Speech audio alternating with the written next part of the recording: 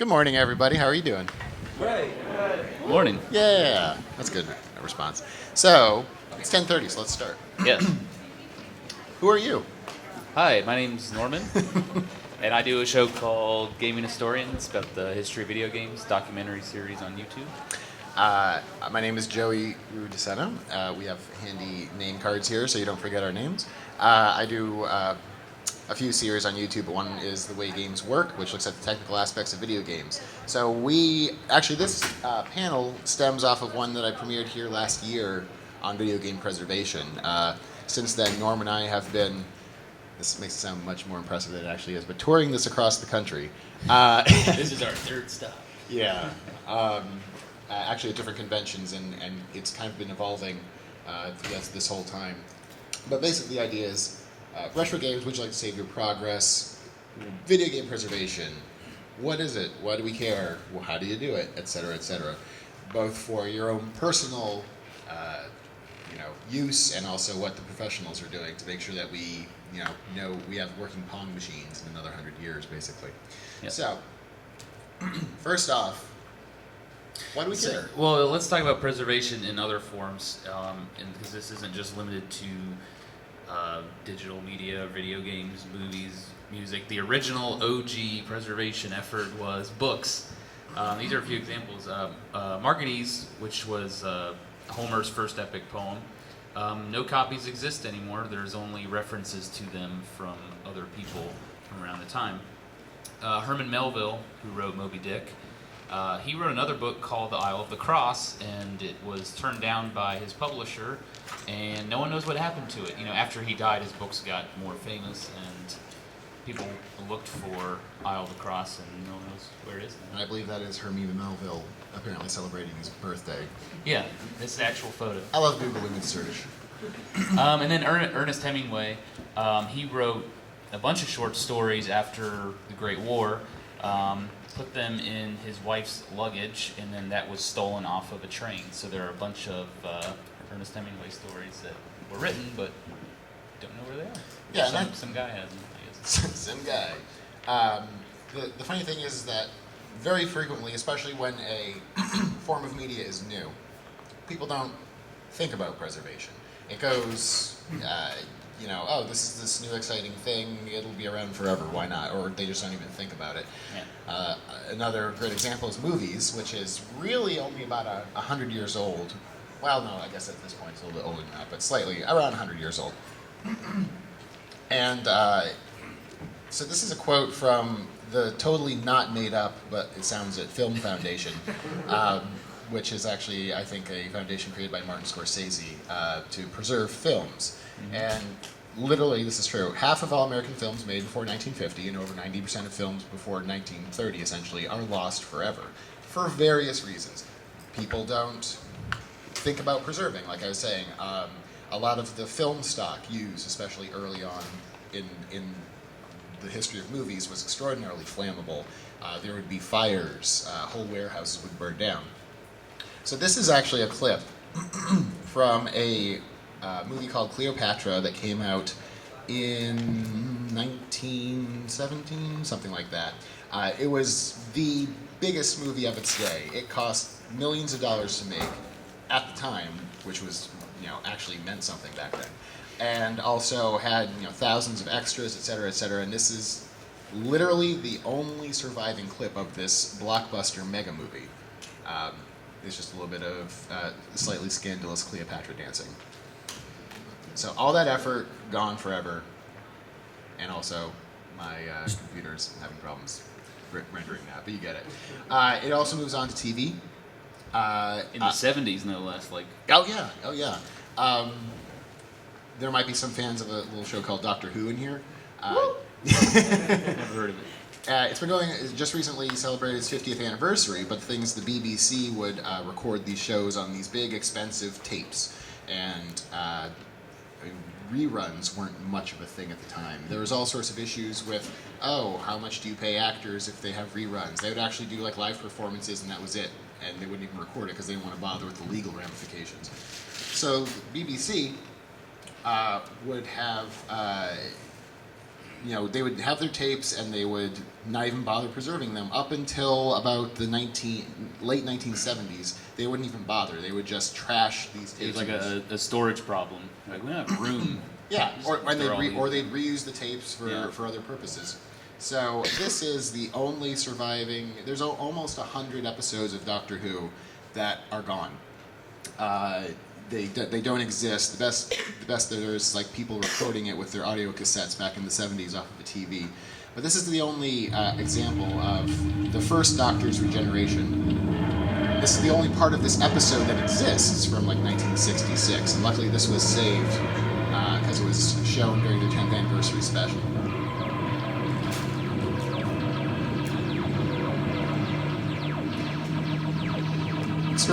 Extraordinarily exciting, but literally hours worth of footage for that particular episode, and that's the only part that exists. It's kind of crazy. Also, subscribe to the BBC on YouTube. So, all that to say is that preservation is a problem, not just with video games, but any new media. Mm-hmm. There are efforts today to preserve movies. There's the Library of Congress selects movies every year for special preservation, etc. I think like 10 films a year. Right. So when it comes to video games, this is something that is starting to be paid attention to as something that is worthwhile. To introduce the next topic, which is basically what is retro? What is a retro game? What is an old game that is worth preserving? We both have been on a website called RetroWare TV. And there's a fellow video producer there, goes by the name of Laserfrog, and he used to do a show called Run, Play, Think. He was since scooped up by Kotaku and works for them. But he did some really interesting little think pieces, and he did one when the Xbox 360 kind of was end-of-lifing that I think perfectly encapsulates the what is retro argument. And I just want to play that real quick for you guys. The Xbox 360. It's not that old, but it's definitely not retro. It still plays most of the latest games. I mean, why wouldn't it? It's a popular console, but your time is almost up. Soon you'll be old and worthless, just like the rest of us. Maybe you'll still sit underneath our TV, for a while at least. But sooner or later, one day you'll be unplugged, put in a drawer, and forgotten about. And there you'll stay, unused and unloved. Because we've moved on, we're using the latest technology. Nobody needs you now. All those games you used to play, nobody cares. They're out of date. So are you. There you'll be, left in a drawer, just stuck there. But something strange will happen. Time will pass, things will change. It'll take a while, but in 10, 20 years, you'll be the new retro. You'll take us back to that simpler time when we were happy and things were easy. And out you'll come, out of the drawer, and we'll be happy to see you. And all those games we got bored of, we'll love again, and we'll reminisce. Remember the 360? Crazy to think it used a disk drive. Don't know how we ever got past those dark ages, having all those physical discs you had to take out of a box. Mad. They'd spin around in the drive and be read by a laser. It's almost barbaric. No wonder the thing would red ring constantly. And to get it on the internet, you had to plug it in with an actual wire. Those were the days. So you get the idea, It's like at some point, this is something I completely made up that I like to call the spectrum of public interest. If I can go back to the slide. Anyway, so basically, whenever anything, especially tech, is introduced, it's new and exciting. It's new. Give it a few years, it's old. No one really cares about it anymore. Mm-hmm. Usually at some point, especially with media, there's an inflection point. I don't know why that was two different ones. Where suddenly people are interested in it again. Like, oh yeah, I remember the good times of the old Xbox 360. And it's retro. And if you get really lucky, and it's old enough, you can get an antique. So some samples, or examples, I should say, of this. You got Grand Theft Auto 5 on the PS4. This is actually starting to transition into the old at this point, but it's still essentially new. It goes for a good amount of money. But Grand Theft Auto 4, I know I've seen it out here for a few bucks. Yeah, $3. Kind of garbage. Not talking about the game's quality itself, but yeah, it's really cheap. Dime a dozen. Yeah. However, people are starting to think like, hey, remember Grand Theft Auto 3? Playing that in high school, Yeah, that was a good time. And killing hookers, yeah. And then I jump off the Grand Theft Auto 3 wagon, or Grand Theft Auto wagon real quick. Mario Brothers, Super Mario Brothers, that's retro. No one's going to argue that's not retro. Yeah. It bleeds retro. Also, you have some slightly lesser known games that are retro, but are certainly worth a mention. But antiques, and I know there's one out here, but I mean, how many people have actually played Pong on a Pong machine? Okay, so not insignificant, but most of you have not. If you ever have the chance, I don't know if the one out here is actually working. There is. It is working, good. Please do. It's awesome and somewhat hilarious. But games like Pong, which came out in '72, I believe, or Computer Space, which was actually the first arcade game. Right. Computer Space. These are all like hard, solid state. There's no programming involved. This is all hardware based. All hardware based, Yeah. and so that's part of the reason why it's really hard to find ones that work anymore. Because they use like 40-year-old components and such. So it takes a lot of extra effort to maintain antiques as opposed to just retro games. Mm-hmm. So this is the spectrum of public interest, and this is at some point you have to start preserving this stuff, or it's not going to be around anymore. This picture I just picked because it's cool. Yes. But there's the question about physical versus digital releases. Right. So a lot of times these days when you get your disc, you're not really getting the whole game anymore. You're getting a lot of DLC, and then you can buy like season passes and you download the rest of the game, and that's a problem with preservation. I know the new Hitman game is coming out in an episode format, but this is a good story. I was at a video game history museum at Super BitCon earlier this year, and I look in the case, and there's Marvel Ultimate Alliance Gold Edition. And I look at that, and I'm just like, why is this random 360 game sitting in a video game history museum? And the guy said, well, it's the only way to play all the DLC of that game because you can't download it anymore. You have to buy the Gold Edition. And the price of the game has shot up because of that. Yeah, I mean, it's kind of crazy to think these servers that host DLC or whole games will not be around forever. Some games have been taken off of the marketplace. For example, the one that sticks out in my mind most, because I'm sad about it, is the Ninja Turtles arcade game, like '89, which was on the Xbox Marketplace, live marketplace for a while. And then, digital rights issues, for whatever reason, they had to take it down. If you downloaded it, you have it, but you can't download it anymore.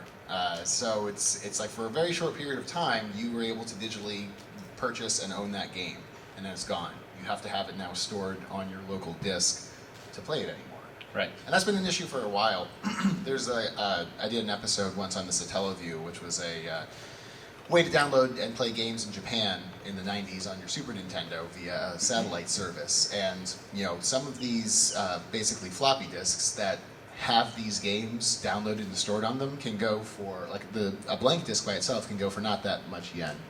I think it's something like maybe $20-25. But if you have certain really hard to find games on them, they blast up several $100s because that is rare and it's hard and people didn't really preserve it. Right. So this is an issue. Oh, by the way, I wanted to bring up, this is meant to be kind of an open discussion. So if anyone has any questions during any part of the presentation, please just raise the hand and we'll do it, or we'll talk about you, or talk with you. That's what I'd say. Talk about Just about what you call the inflection point. Yeah. My friend was the other day. He was talking to me about what separates outdated from retro, and he mentioned something similar to that. He called it the Soldier Boy window, because maybe I don't know, was it 4 years ago? Soldier Boy was considered new. And then there's a sort of awkward window where it's considered that weird fad from 4 years ago. We look back on it and we think it's stupid, and then it fades into obscurity, and then it becomes retro. Yes, and that's what I was saying. Like it's more than just video games. It's more than just media in general. I mean, the fashion world has been dealing with that for hundreds of years, where things come in and out of fashion. It's the same dang thing over and over. I don't even bother, obviously. Early 2000s, like bell bottoms came back. Yeah, and they'll probably do that again in 10 years. Sure. It's what it is. And I do want to make another point about the physical versus digital. This isn't just like a consumer problem, like, oh, I can't get this game I want to play anymore. Developers have a big problem with it too, preserving the work that they did. I know they did an interview with the guy that worked on BioShock, and he was concerned about all the DLC he worked on not being available anymore. Right. Yeah. And also like a Game of the Year edition or something Right. like that.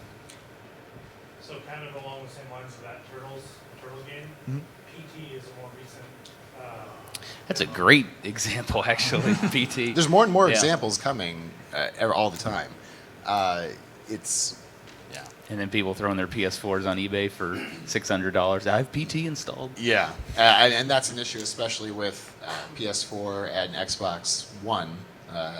They have, with the push toward more and more digital downloads versus physical copies of games, that'll be more of an issue as, how are you going to collect these digital releases at the Portland Retro Gaming Expo in 2036, right?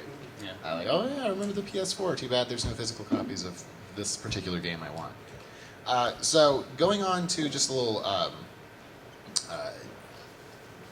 points of advice, I guess. So for game collecting, you're all here. There's a lot of games out there. I'm assuming to some level you all collect video games. But it shouldn't be seen as an investment. I would suggest, collect because you're a fan of a certain system or era. I love 16-bit games, especially Super Nintendo. So I try to collect that, especially the games I like. And I like completing bots because I'm crazy. Yes. Or because you want to preserve cultural heritage, because you want to help preserve these games. There was we were at the Retro Game Roadshow last night. Yep. Chris Kohler, Steve Lynn, and Frank Cifaldi are all and Pat. and For some they're all folks that are known for preserving video games. They just released, or will release shortly, a previously undumped prototype Chips Challenge. for the NES. Yep. Which is, that's the kind of thing expecially Steve and Frank do, is that they try to find these games and release them out to the general public so everyone can play them and experience experience them. I just hit puberty. Because, video games are meant to be played, they're meant to be fun. And also collect because it's fun. Some people just love the thrill of the chase, the game chase, as it were. If only there were people that chased games On YouTube? and documented it. Yeah, that no one does that. So here's some tips. We're going to start with how to preserve and clean your games from the individual level, and we'll go up into more professional stuff. But cleaning your cartridges. This is mostly well known, but clean your cartridges if they get dirty. If you look at any of your old NES games, they are probably so gunky and grimy on the cartridges, on the contacts. It's not even funny. And let's not forget Genesis game. I mean, Oh, yeah. any cartridge. Any cartridge game. Yeah. It's especially a pain in the butt in the NES though, because that flickering light with the 10NES chip, I believe. Yeah. That it needs to get a certain signal from the that for clock signal it checks to make sure it's a real NES game. And if it doesn't get that, it will just flash every second, saying that's its way of saying this isn't a real NES game. And that's basically because your contacts aren't clean. So rubbing alcohol is the best. Rubbing alcohol and Q-tip, and keep them intact. I actually have. There's some strange tips online, like sanding down your contacts to make sure that they're nice and rough. And Yeah. don't do that. It's dangerous. That's just a bad idea. You're going to obviously destroy your video games if you do that very much. Sunlight is the enemy of any kind of preservation. Real life museums have that big problem. If you go to the Washington, D.C., the National Archives, where they have the Constitution, Declaration of Independence, it's all very dark. They have like very special lights that are dim, and they don't want to destroy anything. Sunlight, UV, heat is the enemy of any sort of preservation, for sure. Yeah. And also having the original box and case is huge. I mean, that's it's technically, yeah, it's cardboard and paper, but it's part of the the artwork inside the manual is part of the experience. It's Part of the charm. preservation. There's some always unique artwork sometimes. Especially, yeah. Now, have you heard the tip of boiling your NES pins to fix it? It actually works. Oh, really? It does work, yeah. Have you? So you've tried? I've this? done it, yeah. Okay. Yeah, you have to use, I think, like distilled water. Yes. But yeah, it does work. Okay. That's Tip that's if you wanna interesting. boil your NES. It makes a delicious stew. Going from cartridges to discs, there's an issue with disc rot, which unfortunately there's not much that can be done with it if it happens. And it's not so much a problem with discs that are pressed nowadays, but especially early on in the days of laser discs in particular, and early CDs. There would be problems during the pressing where there would be, basically all a CD is reflective pits, like in aluminum basically, that are, give digital information when the laser reflects off of it, ones and zeros. And if there's like some air in there that's compressed in between the plastic layers, that will eventually corrode and create holes. And you can actually hold up some old discs, and I've seen on some of my old PlayStation games, or Sega CD games, I should say, and you can hold up to light, you can see light coming through. That does, like I said, there's not much you can do at that point. It'll cause issues like you see on the right there with, it looks like Grandpa's sweater or something, with some digital artifacts. But basically, keeping it out of UV and sunlight is always helpful, and it's just a warning, like, you might want to get a second copy of whatever this is. Or if it's a prototype disc or something, like one of a kind, you should get that dumped. That would be important. On that topic, if you have prototypes, or anything that's one of a kind, normal cartridges use ROM chips, which you can see on the left. EEPROMs, which are erasable, programmable, read-only memory chips, on the right have a little window in there that if UV light shines in there, it's meant to erase it. And so you can write, if you're working on a game in development, you can write code on it over and over, test it out, erase it, use the same thing. You don't have to keep resoldering different chips on. Unfortunately, they aren't meant to last all that long because it's specifically erasable. They're generally 10 years, they're specified for 10 years.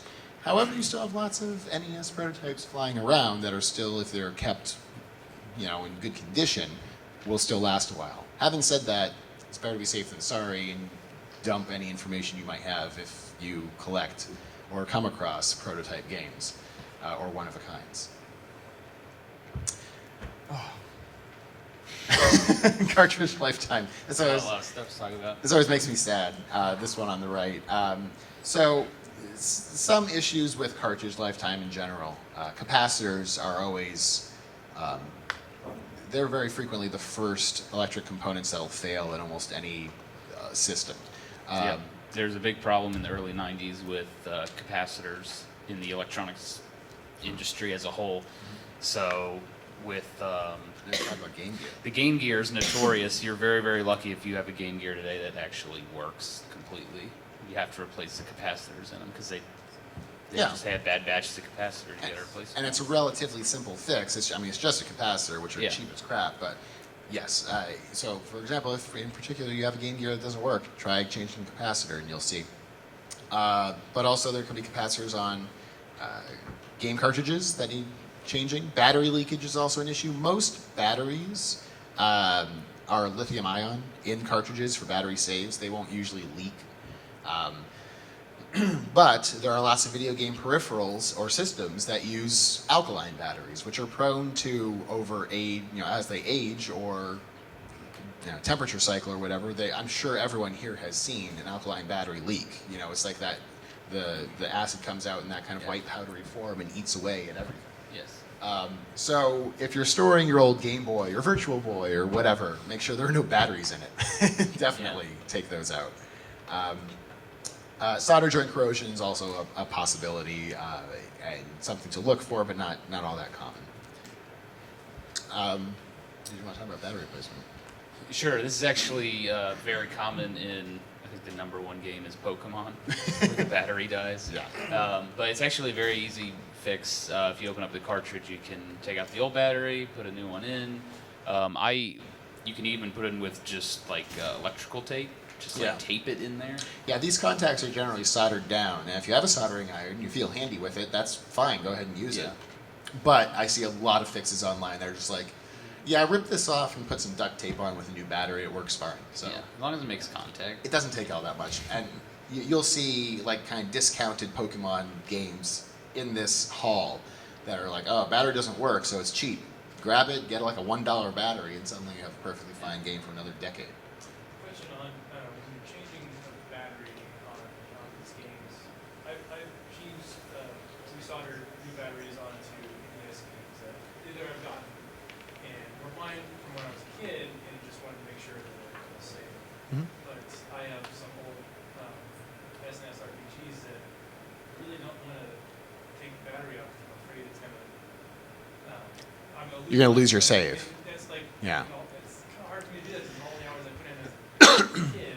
Is there a way to replace the battery without killing your save? So the question, if you didn't hear it, is that if you don't want to lose your save, I know how you feel. Like basically 100% Final Fantasy 3 when I was a kid, and you don't want to lose the 100,000 hours of your life. I don't know. I think you can do that There with the is. Retron 5. Oh, really? Yes. Okay, I didn't know that. Go ahead. Well, here's my theory. I don't know if this works, but Just a game. when you put an RPG from Super Nintendo in the Retron 5, it'll rip all that info from your battery off of there. That's true. Replace the battery, put the game back in, and it should dump it back on. It has the option to dump it back on the card. That's true. So maybe that'll work. I think don't know. there are definitely software solutions to that where you Yeah. can dump the info. I know if you have something that will dump the information off of a cart, it will also dump saves. That's a possibility. Regarding the Retron 5, I've also heard that they at least at some point had issues with dumping where it wouldn't actually work. So I would recommend Yes. sticking with a game that you care less about. Yeah, do a few test runs. I know early on that was a problem. I don't know if that's been fixed or not. They've done a lot of updates They have. to the Retron, which it needed it. So yeah, maybe test it on a. Alternately, so that's a software solution to the problem. Yeah. There are hardware solutions as well, so to speak, because I know, like, if you Google it, but it's out there. Basically, the idea is that you have to get a secondary power supply or battery supply, and you hook it up in parallel to the contacts to make sure that the chip that saves your memory is still powered while you replace the battery. I mean, it's definitely more complicated than just ripping out the battery and duct taping a new one on, but you can do it. Is there a finite lifespan of the battery? Is there like Tip- no return on anything? Typically, lithium-ion batteries, like these watch batteries, which you'll find in video games, are rated for about 10 years. So I know, but it depends. Certain games are more notorious for losing saves. Like I have my Pokemon Blue card from the late 90s that still has my save on it. However, there are tons of Pokemon Silver and Gold cards that, for whatever reason, maybe Nintendo skimped on the batteries. They are notorious for having failed batteries by this point. Yeah. So, but rule of thumb is 10 years. And you're going to really want to start looking at replacing batteries at that point. So getting more into the kind of what professionals are starting to do for video game preservation. There are arcades arcades in the 80s, 70s, 90s used cathode ray tube monitors, very specific monitors or not even very specific, just cathode ray tube monitors to give you, they display information, and if you want to play an arcade game with the authentic experience, you need to play on a cathode ray tube monitor. A lot of are kind of being retrofitted into with using flat panels and stuff now. The reason because CRTs are essentially extinct. If I understand correctly, the last factory that actually made cathode ray tube monitors shut down a couple of years ago in China. So no one's making them anymore. Because why would you want a big, bulky, 100-pound television when you can get a LCD TV for Right, way cheaper. way cheaper than it was just 10 years ago. So because of that, I know that the guys at the American Classic Arcade Museum in New Hampshire, which they're located at Fun Spot, if anyone's ever seen King of Kong, it's that area. They actually kind of go on runs, like garbage runs, basically. If they're driving down the street and they see someone throwing out an old TV, they'll pick it up for use for when they're fixing up their arcade cabinets, because it's a historical preservation thing. Yeah, you could put a flat panel in, but it's not the same as having that old cathode ray tube with a little bit of burn in. Yeah. You know where the high score Yeah. is or anything like that. Vector graphics monitors games like Asteroids, Tempest, Star Wars. Star Wars. There is some that are out here right now. These are very specific types of monitors. Vectrex. The Vectrex. I love the Vectrex.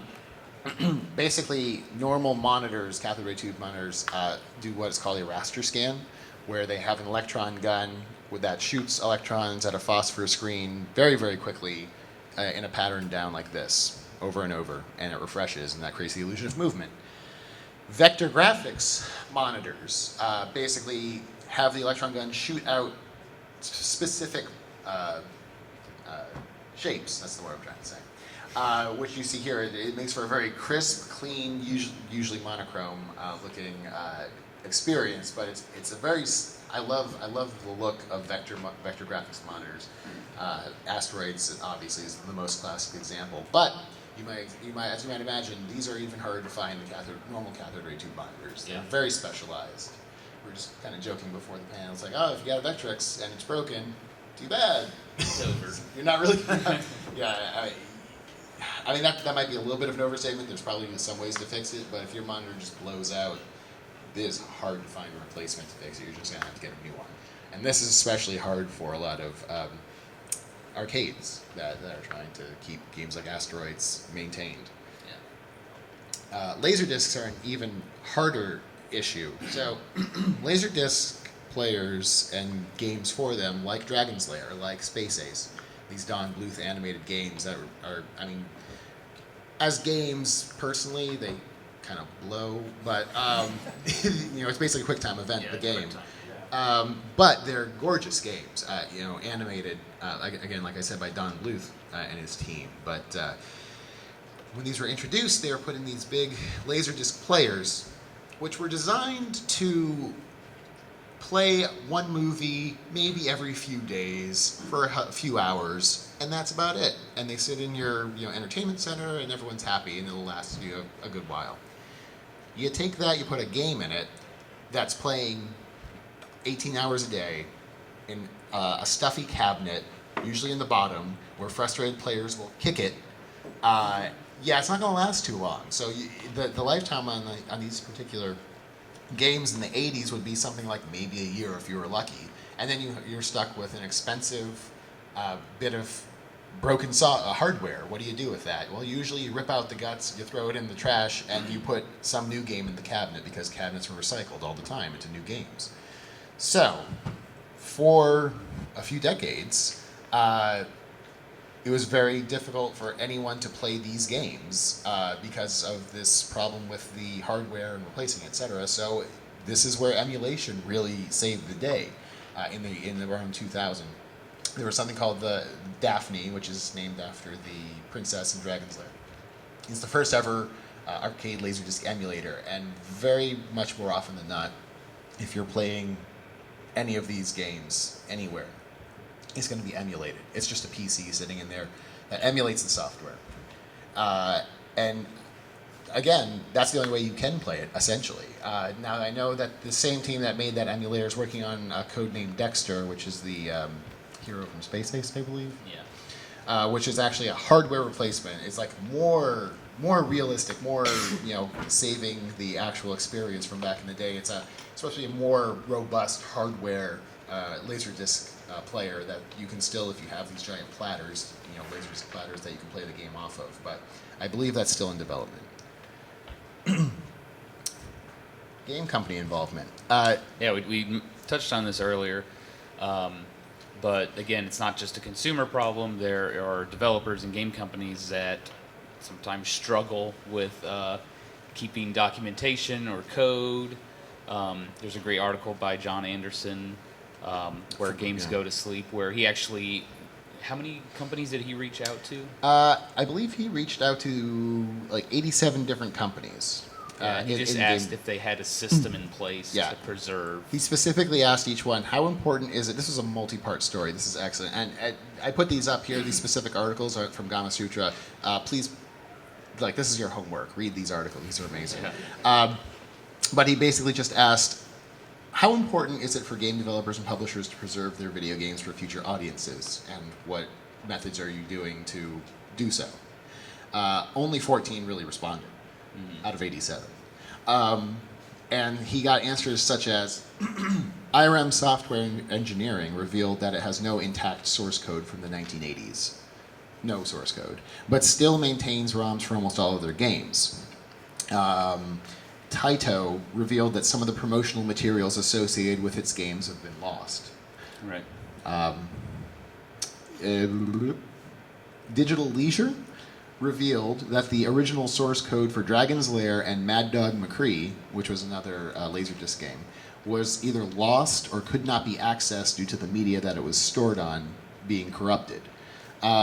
Basically, it's a very sad state of affairs where a lot of game companies, especially back in the 80s, did not realize, this goes back to what we were saying before, I mean, when media, a new medium is new, when a medium is new, people don't really worry about preservation. It's more like, okay, that game was great, let's work on the next one. No one's like, okay, now let's pack this Dragon's Lair. Put it in a glass display. And make sure it's in a nice little bow for future generations. It's more like, throw that crap out. Yeah, What do we we're got done with next? this, let's move on. There's a famous, or not famous, but a story that I heard from some of the developers at Atari early on, who, when Atari basically crashed and burned during the video game crash, North American video game crash in the early 80s, they were liquidating everything. They were firing people and laying off, I should say, maybe. And they were just dumping crap in dumpsters out back. Throwing stuff away. And some of these now fired game developers, when they found out that was happening, they went dumpster diving to save the original programming documents and hardware that they developed these Atari 2600 games on. And it's because of their efforts as unpaid, just people who were proud of their craft, that we even have a lot of that today. People like Warren Robinette, who created Venture, the first adventure game, literally. Did a lot to help preserve that, and we're very lucky for that today. The second article on here, we mentioned Frank before. He's here, actually, and he also went to, he was a part of the Review Game Roadshow last night. But how many people, so today is actually the 30th anniversary. We didn't plan that, but today's the 30th anniversary. The release of the Nintendo Entertainment System. Yeah, in North America. North America. So that happened 30 years ago. How many people know when Super Mario Brothers was released in North America? Yep, that no one does.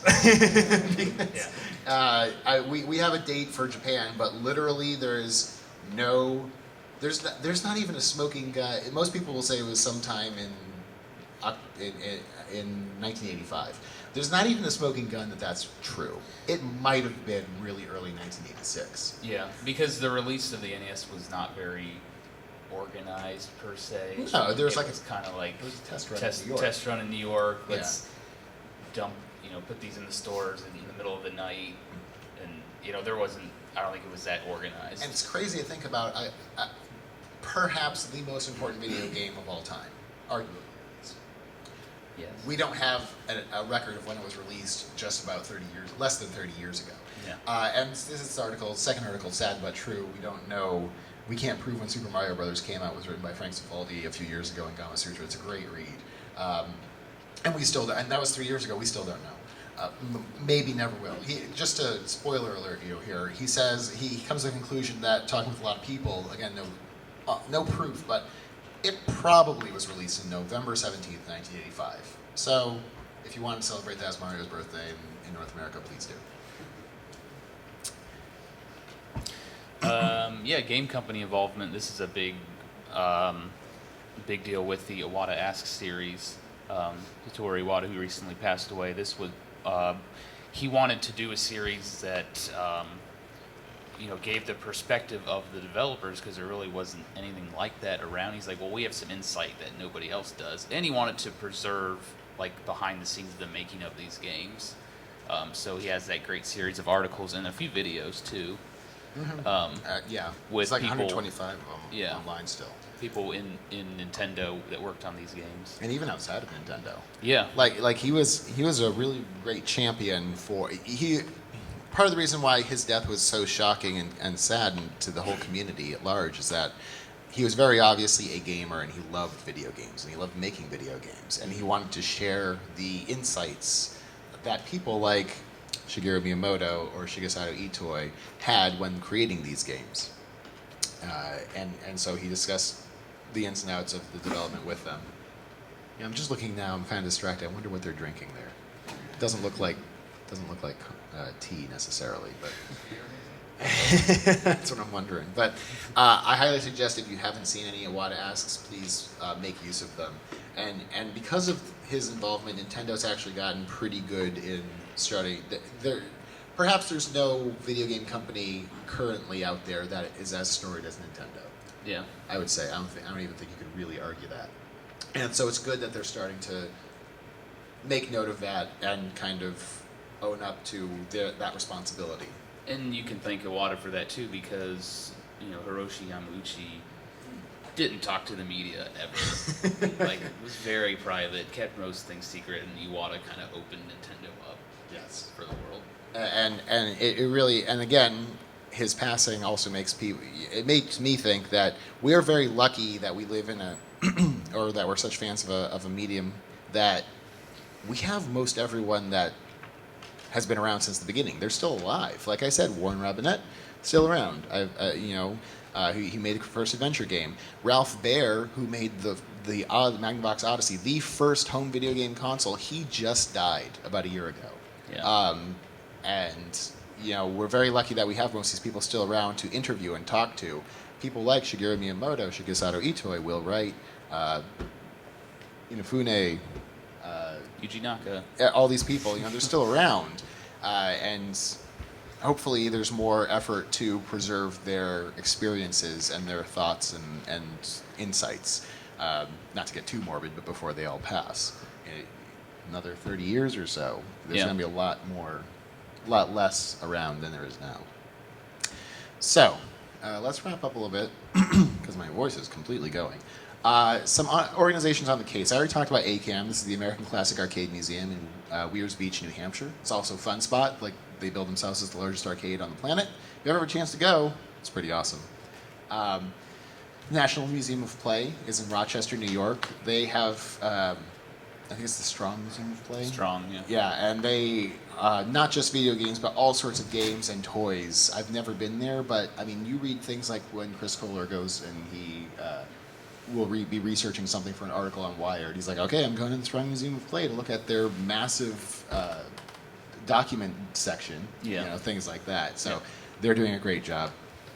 The Video Game History Museum, this has been a traveling exhibit for a few years, but It's recently found a home. Yes, In Texas. in Texas, Frisco, Texas. These are the three guys, John Hardy, Sean Kelly, and Joe Santulli, who have also run the Classic Gaming Expo for off and on in Vegas for a while. And they basically just three super collectors who are like, hey, why don't we put this together so people can look at our stuff and because we have a lot of really rare, one-of-a-kind stuff. So that, I'm very excited to see that at some point. Mm-hmm. And Joe Santulli also runs Digital Press, which is kind of an online depository of video game information that's been around as that longer than most others. Yes.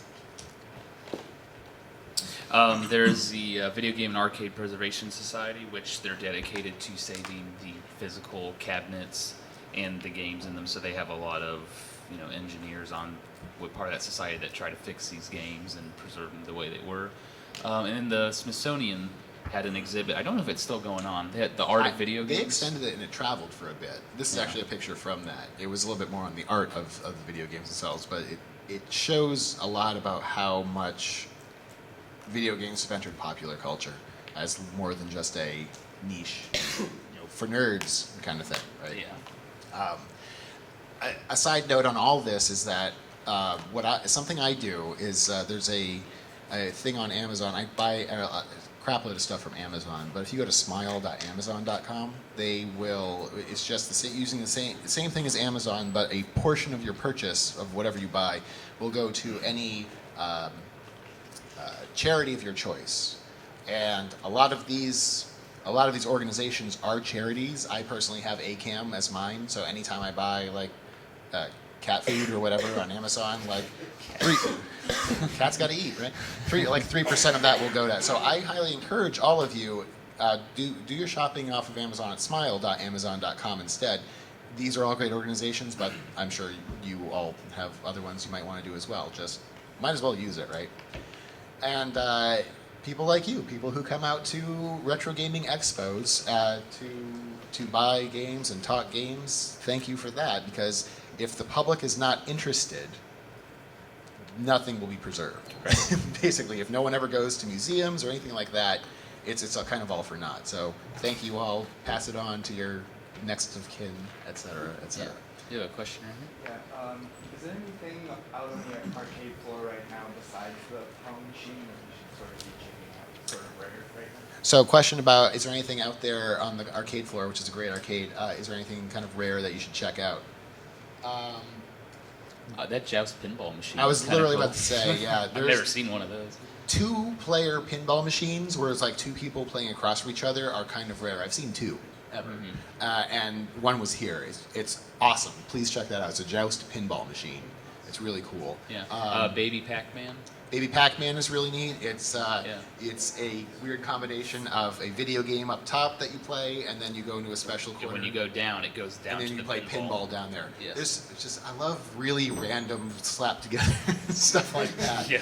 And of course, games like Asteroid. Like I said, Asteroids Deluxe I know are out there. Vector graphics games are a lot of fun, or they're very interesting. At least Tempest is, and I know there's Dragon's Lair as well. Yeah, Dragon's Lair is out there. Oh, there's a Dragon's Lair? Yes. There is, yeah. Again, very likely emulated, but that's okay in this instance. So I think we need to wrap up. I'm sorry. That's fine. Right when we get to Pat. All right, well, we can stop. No. So making internet shows is another thing. YouTube lets people talk about whatever the heck they want. Gamergate. No, just kidding. We're not going to talk about it. So again, gaming historian looks at the history of video games. The way games work examines technology behind video games. There's tons and tons of YouTubers out there that does this. If you are interested in it, please do. It gets more and more people out there. Whenever someone comes up to me, he's like, "Oh yeah, I'm really excited about your Earthbound video, and I played it and I love it." I'm like, that's great. That's the whole point of this whole thing. The whole point is not to give me a big ego so I can come up on a stage and blather at you for an hour. It's to get people interested in these games. Yeah, and part of what's cool about when I make my show is, I talk to people that were in the industry, or I find these old articles or pictures, and it's like I feel like I'm preserving this stuff in a way. And that's cool. And the great thing is, a lot of these people are super excited to talk about their time. Yes. It's like, and it's great to get that information from them. And get it out there. So, sorry, one more question? Yes. Oh, sorry.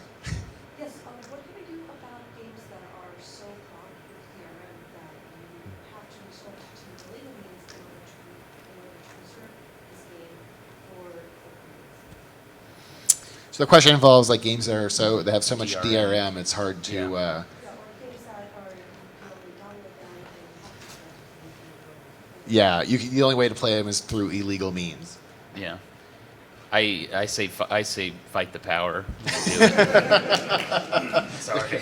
Direct quote: gaming historian says, "Pirate your video games." So, we'll leave that at that. So if you would like to find more of us, here are our YouTube channels and our Twitter handles. Please talk at us. We love it. Also, we'll be at a booth at the YouTube area, which is kind of near the Recycled Gamer booth, kind of in the center of the floor. Right in the middle. Yeah, come say hi to us, and we'll love to talk about all sorts of crap with you. Are you wanting to do an autograph session after this panel? We'll be at the table. Yeah, people if you can come to wanna- the table if they want. Yeah. And we'll be right there, so we'll be happy to sign, babies, games, body parts, whatever. Thank you all for coming.